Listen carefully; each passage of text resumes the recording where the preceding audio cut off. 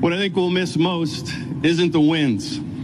It's the guy who quietly wanted to help a teammate or give some advice. It was the husband, the father, or the guy who quietly did things for others when no one was watching. And to the Busch family, Tom, Gaye, Kurt, all the folks at RCR and JGR, we are certainly thinking about you.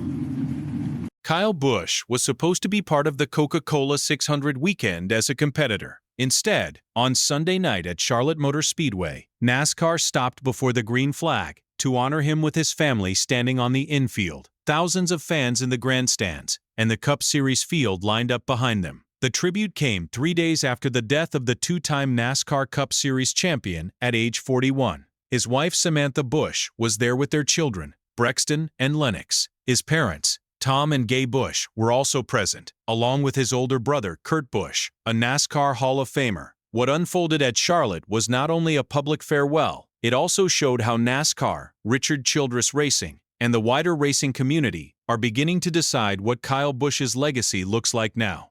The first confirmed update came before the Coca-Cola 600 even began. NASCAR CEO Steve O'Donnell addressed the drivers and the industry, then joined the Busch family near a black number 8 logo painted in the infield grass. That number mattered because it was the number Kyle had driven for Richard Childress Racing since 2023, and because RCR had already made a decision about what would happen to it next. But before that decision became part of the public conversation, the moment at Charlotte centered on the family. NASCAR's field stood behind them. The crowd responded with a rowdy chant. O'Donnell spoke not only about Kyle's wins but about the person other drivers had described over the previous days. A fierce competitor, a mentor, a father, and someone who often helped other racers away from the spotlight. To speak at a moment like this, and I think we can all agree that this was Kyle Busch's home. What I think we'll miss most isn't the wins. It's the guy who quietly wanted to help a teammate or give some advice. It was the husband, the father, or the guy who quietly did things for others when no one was watching. And to the Busch family, Tom, Gaye, Kurt, all the folks at RCR and JGR, we are certainly thinking about you. Samantha, I want you to know that this sport stands with you and that you and your children are NASCAR family forever.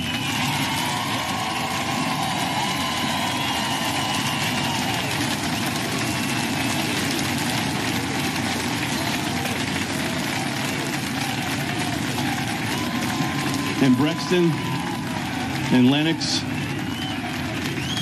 your dad loved you with all his heart. Everyone gathered here, everyone behind you, everybody watching on TV, and all those people up in that grandstand are your family, and we've got you.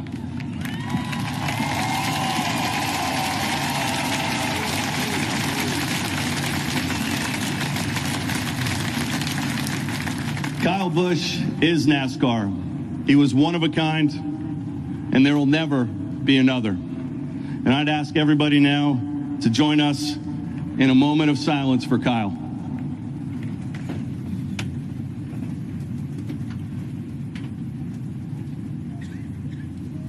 For verified sports and entertainment updates without the rumors, subscribe to Startline Entertainment.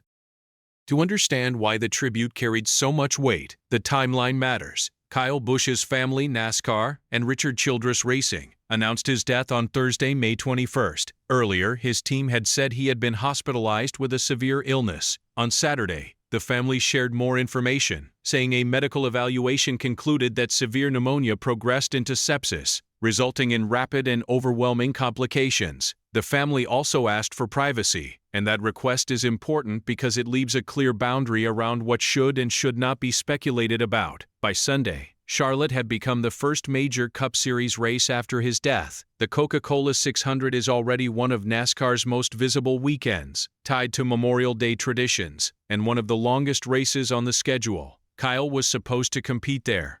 Instead, Austin Hill drove the entry for Richard Childress Racing, but not as the number 8. RCR announced that it would suspend use of the number 8 and run the number 33 for the foreseeable future. That decision became one of the most emotional parts of the week. RCR said the stylized number 8 had become tied to Kyle, and that no one could carry it forward the way he did. The team also said the number would be reserved for Kyle's son, Brexton Busch, if and when he is ready to race in NASCAR.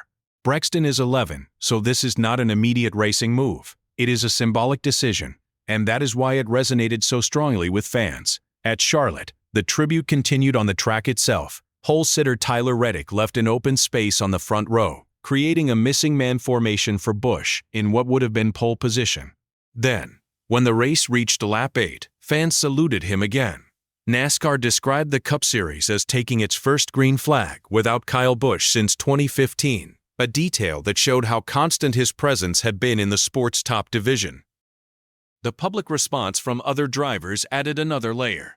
NASCAR collected reactions from across the motorsports world, and many of them focused on Kyle as a competitor who shaped the people around him. Brad Keselowski reflected on their rivalry. Denny Hamlin asked people to think of Kyle's family. William Byron described him as a mentor. Kyle Larson remembered what Busch meant to his own career. Those responses mattered, because Kyle Busch was never a neutral figure in NASCAR. He was intense, polarizing, and deeply tied to the emotional identity of the sport. That is part of why O'Donnell's tribute focused on more than statistics. The numbers are enormous: 2 Cup championships, 63 Cup wins, and a record 234 victories across NASCAR's 3 national series. But the tribute at Charlotte framed the legacy differently. It emphasized the private advice, the help given to teammates, and the family standing in front of the field. The race itself ended with another connection to Kyle. Daniel Suárez won the rain-shortened Coca-Cola 600 after a late pit strategy call and restarts before rain stopped the race with 27 laps remaining. Suárez had previously raced for Kyle Busch Motorsports, and after winning, he dedicated the victory to Kyle, Samantha, Brexton, Lennix, and the Busch family. That made the finish feel less like a separate race story and more like the final chapter of a weekend built around remembrance. What remains unclear is how Richard Childress Racing will handle the number 8 over the long term beyond its current public statement.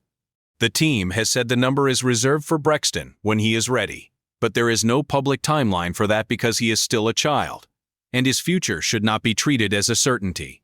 What is clear is that NASCAR used one of its biggest stages to tell the Busch family they were not standing alone. For viewers who followed Kyle Busch only through the wins, Charlotte offered a different picture. It showed the competitive legacy, but it also showed the family legacy. Samantha standing with Brexton and Lennix, Kurt Busch standing with his parents, the Cup field waiting behind them, the missing space on the front row. The number 8 held back not as a marketing gesture, but as a symbol of who carried it and who may one day choose to carry it again. The verified story from Charlotte is not complicated, but it is significant. Kyle Busch was scheduled to race at the Coca-Cola 600. After his death, NASCAR honored him before the race with his family present. RCR moved away from the number 8 and ran the number 33. Fans saluted on lap 8, and the race ended with Daniel Suárez dedicating one of the biggest wins of his career to the Busch family.